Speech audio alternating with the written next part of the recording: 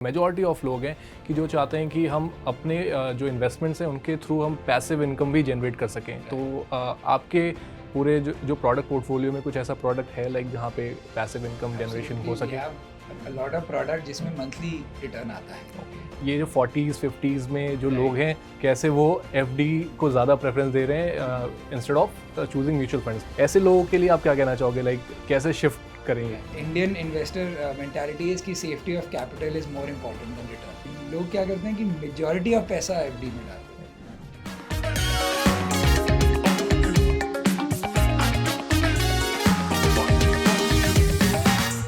Hello all, welcome to another episode of startup talkies. मैं हूं आपका दोस्त और होस्ट अंकित राज सिंह, और आज के इस एपिसोड में हम एक ऐसे स्टार्टअप के बारे में बात करने वाले हैं जो इंडिया के आम इन्वेस्टर्स और रिटेल पार्टिसिपेंट्स को इंस्टीट्यूशनल ग्रेड इन्वेस्टमेंट तक पहुंचाने का काम कर रही हैं, और इस कंपनी का नाम है पर एनम। आज हमारे साथ पर एनम के CEO and cofounder Bhuvan Rastogi मौजूद हैं। Bhuvan, welcome to our show. Thank you so much for having me. Thank you so much Bhuvan. और भुवन, आई थिंक सबसे पहला सवाल ये होगा कि आखिर पर एनम की शुरुआत हुई कैसे, एंड क्या विजन था, क्या प्लान्स थे जिस वजह से पर एनम की शुरुआत करनी पड़ी? राइट, सो हमने 2015 में शुरू किया था। एट दैट टाइम कंपनी का नाम लैंडबॉक्स था। लैंडबॉक्स अभी भी है। We started as a P2P lending company which is still our biggest business. उस टाइम विजन शुरू से यही था कि हमें रिटेल इन्वेस्टर को एक इंस्टीट्यूशनल ग्रेड या एक स्टेबल इनकम प्रोडक्ट से इंट्रोड्यूस करना है। उस टाइम हमने जब रिसर्च करी तब ये देखा कि मेजॉरिटी ऑफ इंडियंस तब लोग एफडी में या तो पैसा डालते हैं या इक्विटीज में पैसा डालते हैं। अभी भी इक्विटी, अभी तब और अभी में भी इक्विटी पार्टिसिपेशन आप देखेंगे तो काफ़ी कम है। सो मेजरली लोग एफडी में पैसा डालते हैं जिसमें इन्फ्लेशन भी बीट नहीं होता है। We wanted to introduce the retail investor to a product जिसमें वो लोग इन्फ्लेशन बीटिंग रिटर्न्स अर्न कर सकें, and on the other side wanted to serve the needs of the underserved borrower. Right, वो हमने कुछ साल 2015 से 2018 फिर 2021 तक किया। 2021 में हमने पर एनम अपना लॉन्च किया। एट दैट टाइम लैंडबॉक्स एक साइजेबल बिजनेस बन गया था। पर एनम वाज बेसिकली कि हम लोग P2P लेंडिंग से बियॉन्ड जाना चाहते थे, एंड तो एक अलग प्लेटफॉर्म शुरू किया because in Lendbox is RBI regulated, उसमें और कोई बिजनेस नहीं कर सकते।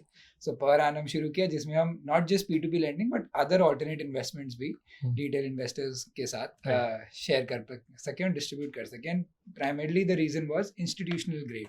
क्या है कि HNIs और अल्ट्रा HNIs के पास तो बहुत ज़्यादा इन्वेस्टमेंट ऑप्शंस होते हैं। राइट, क्योंकि आप अगर PMS देखेंगे या कोई भी रियल एस्टेट है, कुछ भी 25 लाख की लिमिट है या 50 लाख की लिमिट है या 1 करोड़ की लिमिट है मिनिमम, जो रिटेल इन्वेस्टर ऑब्वियसली पार्टिसिपेट नहीं कर पा सकता है।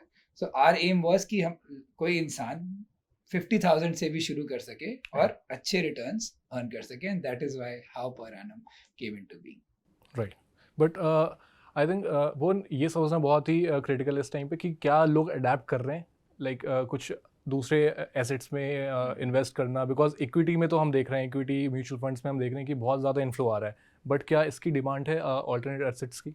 एब्सोल्युटली है, काफ़ी ज़्यादा है। इनफैक्ट रिस्पेक्टेड RBI गवर्नर ने भी लास्ट वीक अपने मॉनेटरी पॉलिसी में स्टेटमेंट दिया कि ऑल्टरनेट एसेट्स का इन्फ्लो बढ़ रहा है। वो इसलिए बढ़ रहा है क्योंकि फर्स्टली अब जो इंडियंस हैं, स्पेशली यंगर इंडियंस हैं, by younger Indians I mean anyway from 27 till 50 years old, who have income to invest, they are more and more realizing कि diversification is very important. That is one.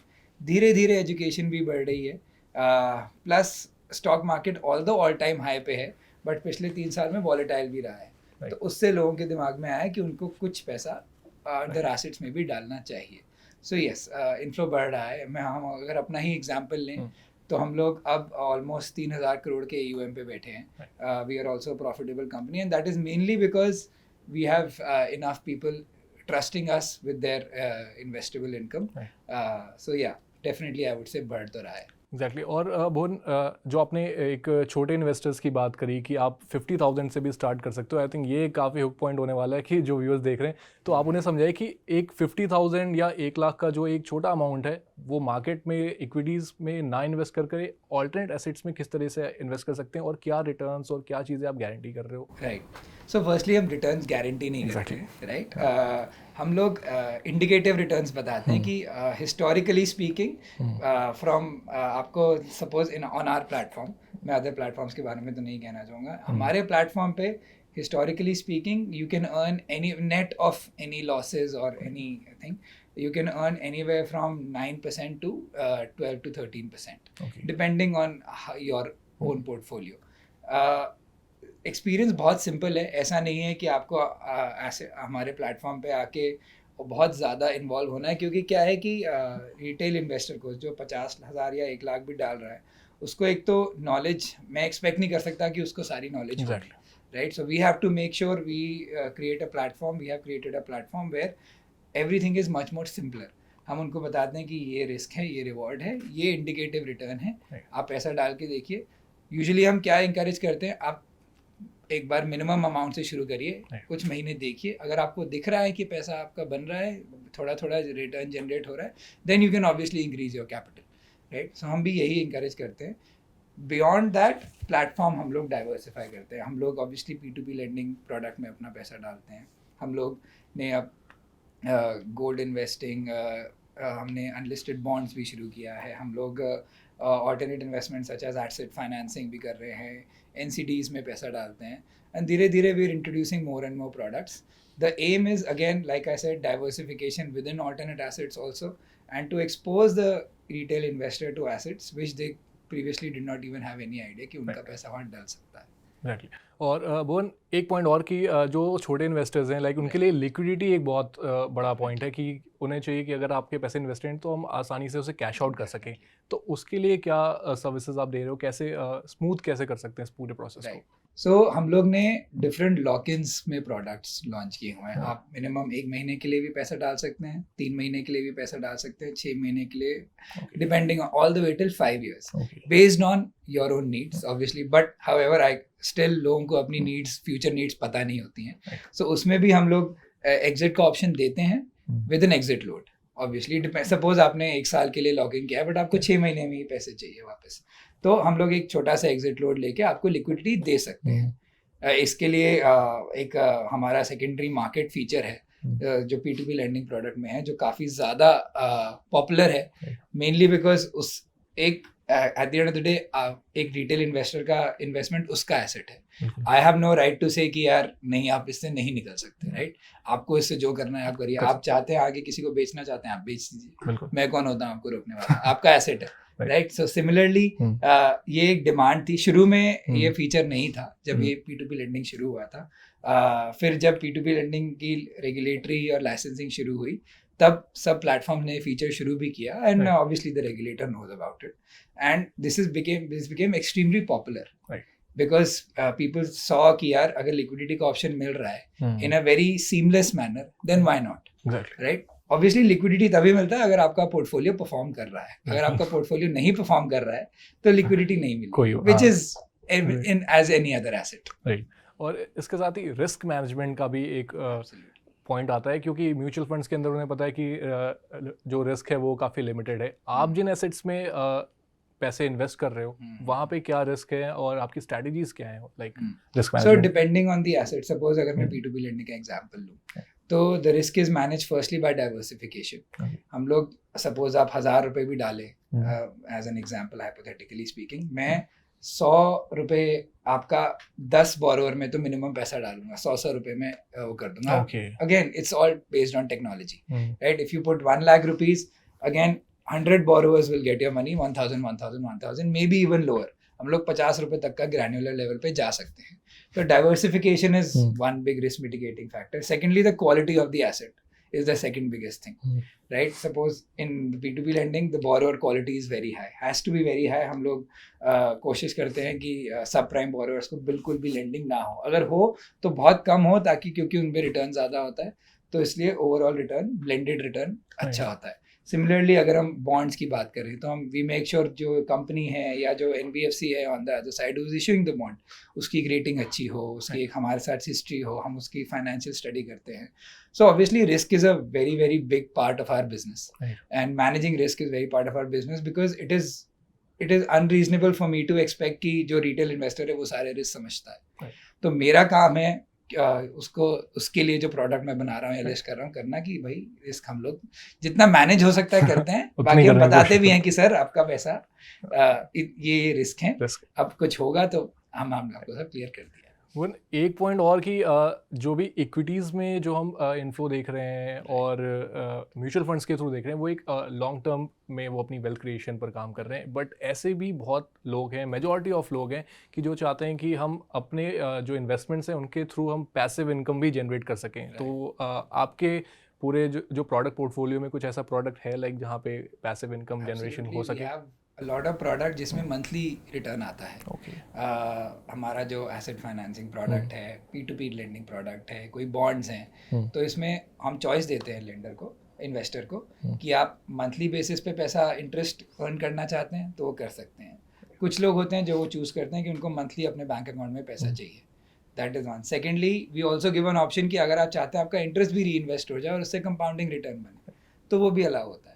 तो जिसमें आपका कोई lease से income आ रही है या बॉन्ड से इंटरेस्ट आ रहा है या P2P से इंटरेस्ट आ रहा है और प्रिंसिपल आ रहा है, वो आप री इन्वेस्ट भी कर सकते हैं। So we have multiple products on the in our portfolio जिसमें आप मंथली इनकम भी ले सकते हैं या at the end of the tenure एक कंपाउंडेड रिटर्न चाहिए वो भी कर सकते हैं। Okay, great. आई थिंक ये जो पॉइंट है यहाँ से काफ़ी लोग लैंडबॉक्स और पेरेनम की तरफ शिफ्ट करने वाले हैं दूसरे ऑल्टरनेट एसेट्स की तरफ। बट आई थिंक जो एक SIP का जो हम 3-4 साल से देख रहे हैं कि SIP को लेकर काफ़ी बातें की जा रही हैं, SIP के थ्रू वेल्थ जनरेशन की बातें हो रही हैं, तो वो क्या आपके जो ये अदर एसेट्स हैं, ऑल्टरनेट एसेट्स हैं, इनमें भी SIP के थ्रू इन्वेस्टमेंट की जा सकती है? We have that feature available also, जिसमें आप मिनिमम आई थिंक हमने 25,000 का SIP रखा है। कुछ केसेस में 5,000 का भी SIP आप कर सकते हैं, विच अगेन सेम थिंग। आप सो इसमें बॉन्ड्स पे इन्वेस्ट नहीं हो सकता है, बट लाइक P2P लेंडिंग में इन्वेस्ट हो सकता है, एसेट फाइनेंसिंग में इन्वेस्ट हो सकता है, कॉर्पोरेट FDs में इन्वेस्ट हो सकता है, उसमें आप SIP बेसिस पे इन्वेस्ट डेफिनेटली कर सकते हैं। SIP एक बहुत अच्छा हुक होता है, उसमें एक सिस्टमैटिक, क्योंकि इन्वेस्टर को लगता है कि अच्छा मेरा हर महीने इतना पैसा तो इन्वेस्ट होगा ही होगा, मैं आज मे बी वन टाइम नहीं कर सकता, but at least over a period I can generate and create wealth. So SIP is a very good tool for that, specially for the retail investor. ठीक है, फिर भुवन कुछ इंसाइट्स दीजिए, लाइक कोई ऐसा इन्वेस्टर जिसने SIP के थ्रू शुरू किया है एंड अभी उनकी अच्छी खासी एक पोर्टफोलियो बिल्ड कर चुके हैं। राइट, सो हमें SIP शुरू करे हुए ऑलमोस्ट 1.5 साल हो गया है। सो हमारे पास कुछ इन्वेस्टर्स हैं जिन्होंने गोल बेस्ड इन्वेस्टिंग करी कि भाई मैं हम बताते हैं कि अगर आप SIP करेंगे तो इंडिकेटिवली अगर आप इतने टाइम के लिए करेंगे तो आपका इतना कैपिटल बन जाएगा। Right, so based on that, suppose आपको कोई गाड़ी खरीदनी हो, बाइक खरीदनी हो, तो हमारे पास इन्वेस्टर एक थे जिनके अभी कुछ टाइम पहले ही उन्होंने SIP खत्म करी है, जिनको अपनी बेटी की शादी करनी थी। तो उनको बेटी की शादी के लिए पैसा चाहिए था, and his main am with SIP with us so that he can buy jewelry. Right, because jewelry is a very big expense when it comes to getting getting a daughter married. So he had started an SIP of I think 25,000 a month. Plus he did in the middle उन्होंने थोड़ा one time investment भी किया, and he was able to withdraw around 15 odd lakh in total. Generate a return of around I think around 10.5% overall उनका return बना, annualized IRR. So that was a very good success story in our case. ऐसे बहुत cases है, कोई गाड़ी खरीदना चाहता है, घर is a very big investment, उतना हम लोग उतना बड़ा तो कैपिटल नहीं कर पाते, you need more time for that, but घर गाड़ी, weddings, any jewellery, bike, travel is also very big. ये सारी चीज़ें आप ऑल्टरनेट इन्वेस्टमेंट्स के थ्रू अचीव कर सकते हैं, राइट। और एक और चीज़ भुवन की इक्विटी मार्केट्स में तो हम देख रहे हैं कि लोगों का इन्फ्लो ज़बरदस्त इन्फ्लोज हैं, और बातें भी हो रही हैं कि इंडियन मार्केट थोड़ी मैच्योर नहीं है, इतनी मैच्योर है, बट आपको क्या लगता है कि ये इक्विटी मार्केट किस तरीके से ग्रो करने वाला है, और आपका जो ये एसेट ऑल्टरनेट एसेट मैनेजमेंट जो है बाकी एसेट्स वर्सेस इक्विटी कैसे ग्रो करने वाले हैं next 5 years? So alternate assets I feel is अभी भी बहुत छोटा है इंडियन कॉन्टेक्स्ट में। अगर आप देखें इक्विटी मतलब इंडियन लाखों करोड़ों में है इक्विटी मार्केट्स की market cap, alternate assets in India, but percentage तो आई थिंक अभी भी बहुत कम है। Retail participation is just 5%, which is again very very small, but even 5% is a very big number compared to alternate asset. Alternate asset overall industry कुछ may B 10-20 हज़ार करोड़ से ज़्यादा की नहीं होगी, right which is very very small. मतलब कोई भी किसी भी कॉन्टेक्स्ट में देखें तो राउंडिंग, इंडिया में तो राउंडिंग एरर हो जाता है इतने का, right. So I feel alternate assets के लिए तो अभी पूरा ही ब्लू ओशन कहते हैं हम लोग फाइनेंस टर्म में, कि बहुत बड़ा मार्केट है and it will definitely grow over the foreseeable future. Equity markets India में अभी तो मुझे लगता है there is a possibility of a correction, right a big correction, small correction, I don't think I'm the right authority to say that, but definitely some Right. correction. However, क्योंकि equity markets का भी participation बढ़ रहा है, what I feel unfortunately is कि F&O पे participation ज़्यादा बढ़ रहा है, Exactly. तो वो कम हो जाना चाहिए, थोड़ा speculative trading कम होनी चाहिए और इन्वेस्टिंग ज़्यादा होनी चाहिए, क्योंकि अगर इन्वेस्टिंग होगी तभी इक्विटी मार्केट सस्टेनेबली बढ़ेगा। बिल्कुल। अभी जैसे भुवन, हम अभी थोड़ी देर पहले बात भी कर रहे थे कि वैल्यूएशंस का इस टाइम पे बहुत वो है कि वैल्यूएशन बहुत हाई हो चुकी हैं, कंपनीज रिजल्ट्स उतनी जल्दी डिलीवर नहीं कर सकती बिकॉज ऑब्वियसली उन्हें टाइम चाहिए काम करने के लिए और अर्निंग्स अपने दिखाने के लिए। बट इन योर केस अभी क्या चल रहा है, लाइक क्या वैल्यूएशंस यहाँ पर ठीक लग रही हैं आपको अपने ऑर्डिनरी एसेट्स में? फिनटेक में तो वैल्यूएशन इनफैक्ट आई फील कुछ साल पहले बहुत ज़्यादा थी, अब वैल्यूएशन थोड़ी टेम्पर हुई है, where you can actually peg them to certain, like अपने AUM से पेग कर सकते हैं या रेवेन्यू से पेग कर सकते हैं, या इन आर केस हम प्रॉफिटेबल हैं तो प्रॉफिटेबिलिटी से पेग कर सकते हैं। आई थिंक कुछ टाइम पहले valuation was overall, I think startup ecosystem में वैल्यूएशन बहुत ज़्यादा थी, विच आई थिंक नाउ थोड़ा टेम्पर हुआ है, विच इज़ मोर सस्टेनेबल। मतलब आप अनफॉर्चुनेटली जो अभी फेलियर्स देख रहे हैं बड़ी बड़ी स्टार्टअप्स के, एग्जैक्टली। और डू यू थिंक कि ये जो अभी कुछ टाइम पहले तक जो हम फाउंडर्स की फंडिंग उठाने को इतना सेलिब्रेट करते थे, लाइक उसे एक बहुत बड़ा सक्सेस मानते थे, इवन दो वो कंपनीज लाइक लास्ट जब से भी उन्होंने शुरुआत की है वो प्रॉफिटेबल नहीं हो पाई हैं, बट फिर भी हम फंडिंग को और उसे इतना सेलिब्रेट कर रहे थे, आपका क्या टेक है इस पर? वही तो I think that is definitely changing now, at least for the past 1 year, include जो VCs हैं वो भी अब रेवेन्यू पाथ टू अगर प्रॉफिटेबल नहीं है तो पाथ टू प्रॉफिटेबिलिटी देखते हैं कि भाई आपका क्या प्रोजेक्शन है, 1 साल में 2 साल में कब प्रॉफिटेबिलिटी आएगी, रेवेन्यू आएगी।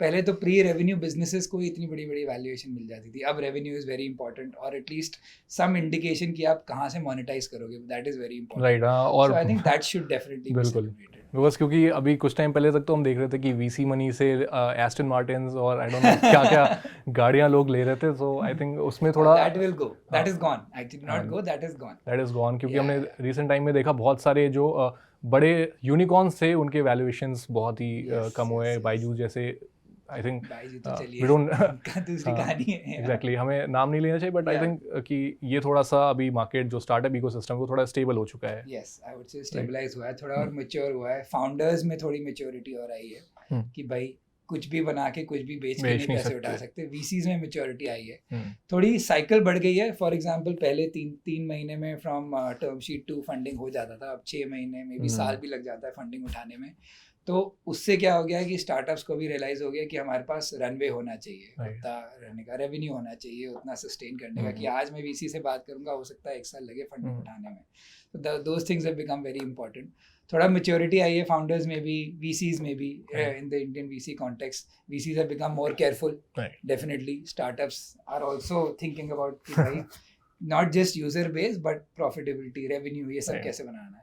सो भुवन, नेक्स्ट क्वेश्चन पे चलते हैं, लाइक एजुकेशन, एजुकेट करना इन्वेस्टर्स को ये एक बहुत बड़ा पार्ट प्ले करेगा आने वाले कुछ टाइम में, इन नेक्स्ट 5 ईयर्स 5-10 ईयर्स, और अभी हम बात भी कर रहे थे। सो अभी आप लैंडबॉक्स के थ्रू और पर एनएम के थ्रू कुछ ऐसे एक्टिविटीज, ऐसे CSR एक्टिविटीज कुछ कर रहे हैं आप, जैसे एजुकेट करने के लिए?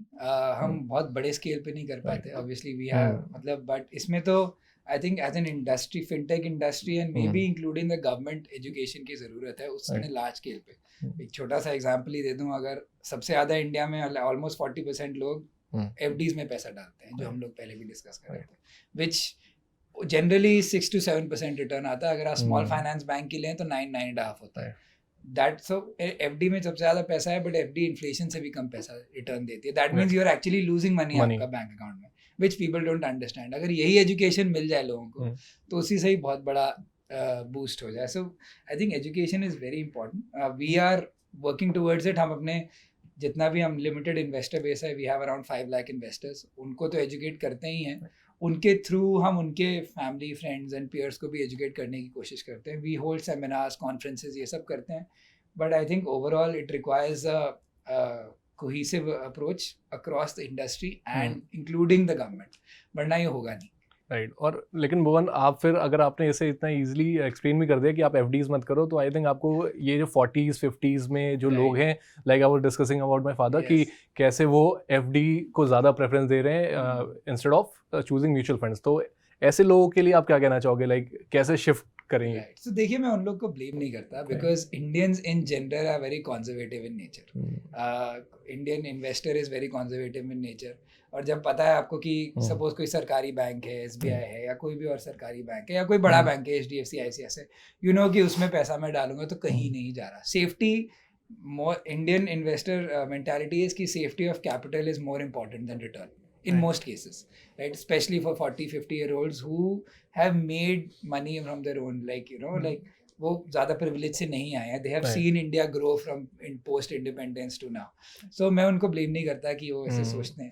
But वो मैं ये ज़रूर कहता हूँ कि आप लोग क्या करते हैं कि majority of पैसा FD में डाल देते हैं. आप diversify करिए. अगर आपके पास 100 रुपये है इन्वेस्ट करने के लिए, आप थोड़ा एफडी में रखिए, थोड़ा म्यूचुअल फंड में डालिए, थोड़ा अगर आपको लगता है आप डायरेक्ट इन्वेस्टिंग कर सकते हैं आप वो करिए इक्विटीज में या किसी और एसेट में, और बाकी ऑल्टरनेट इन्वेस्टमेंट्स में डालिए. डाइवर्सिफिकेशन आई फील इज की. Don't move away from FDs but diversify. Exactly. तो आई थिंक जो भी 40s 50s के अराउंड जो भी लोग हमें देख रहे हैं, तो आपको अब एक क्लियर आइडिया मिल रहा होगा कि सिर्फ एफडीज ना करके आप अपने पोर्टफोलियो को कैसे डाइवर्सिफाई कर सकते हो, गोल्ड्स, बॉन्ड्स और ऑल्टरनेट जो भी एसेट क्लासेस हैं उनके अंदर आप कैसे इसे डाइवर्सिफाई कर सकते हो. सो एक आखिरी क्वेश्चन भुवन, कि जो भी फिनटेक में, लाइक ब्रोकिंग में या फिर इस पूरे इकोसिस्टम के अंदर अगर कोई यंग एस्पायरिंग एंटरप्रेन्योर है, वो किस तरीके से इस पूरे सर्कल के अंदर एंटर कर सकता है, एक बिजनेस कैसे बना सकता है, like from the scratch? Right. So I think इसमें बहुत स्कोप है across different asset classes. However, competition भी already बहुत है, right? So एक investor को लिए recall value देना कि आप उसका asset. So I think the need of the hour is firstly, as we discussed, education. Right. So अगर आप किसी तरह educate करके अगर आप कोई ऐसा solution निकाल सकते हो कि आपको easily educate करके trust build करके आप investor को return दे सकते हो, then only enter this space. Otherwise, it is a highly competitive and also highly regulated space. आपको SEBI और RBI से भी deal करना होता है, so you must be ready to deal with regulators. Because at the end of the day, you're dealing with people's money. Correctly. So having that skill set, having risk capability, having diversification capability is very important. Only then enter this space. Because इसमें अगर आप 100, अगर आपके पास suppose 1 lakh लोग भी हैं, but अगर 2 का भी खराब एक्सपीरियंस हुआ ना, तो आपका पूरा बिजनेस बंद हो सकता है. एग्जैक्टली. सो इट इज, या that's what I would suggest. So I think ये लास्ट क्वेश्चन होने वाला था, बट एक और आखिरी क्वेश्चन मैं पुट करना, because you look really fit, तो ये भी पूछना बनता है कि एज अ फाउंडर अपने आप को फिट रखना और लाइक एक हेल्दी लाइफ कितनी इंपॉर्टेंट है? आई थिंक सबसे ज़्यादा इम्पॉर्टेंट है. अगर आप फिट नहीं होंगे या आपकी मेंटल हेल्थ या फिजिकल हेल्थ अच्छी नहीं होगी, तो आप अपनी कंपनी को अच्छे से कैसे चलाएंगे? राइट. हमारे पास 120 लोग हैं, जो हम 3 फाउंडर्स हैं, एंड तीनों में we all 3 of us make sure that we ourselves are very healthy and fit, क्योंकि they are all looking to us for decisions, for to be available, to be ready at any given time. So if we are not fit, we can't expect our company and we also have to be very calm. जो physical fitness और mental fitness से ही आता है. सो yeah, I think it should be on top of your list. Right. So guys, बिना physical और mental fitness के आप कुछ भी लाइक स्टार्टअप के बारे में सोचते हो तो उससे पहले थोड़ा पीछे आओ, खुद को फिट बनाओ, हेल्दी रहो और एक हेल्दी लाइफस्टाइल जियो.